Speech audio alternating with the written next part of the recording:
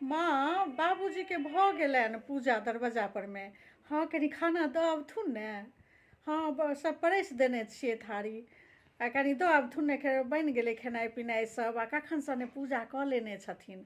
हाँ हाँ मालो जाप भऽ गेल छनि।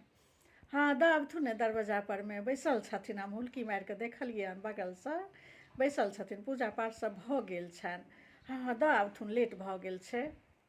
ये पूजा जे भऽ गेलनि तऽ अङ्गना आबि कऽ खा लेथिन से नहि। यौ सुनै छियै, यौ अहाँ जे टिकासन पर सभटा मङ्गै छियै जे हमरा सब चीज दरवाजे पर खेनाइ रे, चाय रे, नाश्ता रे, सब चीज हम अहाँके बुझलियै ने जे हमरा कनि घुटनामे दर्द रहैया। आँय कतेक बेर हम अहाँके दौड़ दौड़ कऽ टिकासन पर पहुँचाबू दरवाजा पर में, अहाँ अङ्गना आबि कऽ खा लेबै से नहि यौ।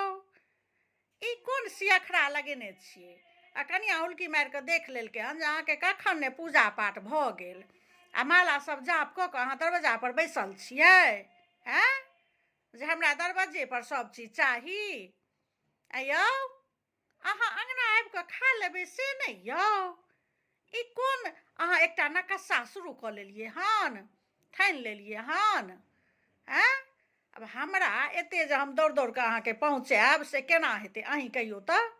बुझै नहि छियै जे हमरा कनि तऽ पएरमे तकलीफ रहैया, घुटनामे तकलीफ रहै, हम कतेक बेर दौड़ियै से कहियौ कनि। आबि कऽ अहाँ अङ्गनामे खाल पियल करू।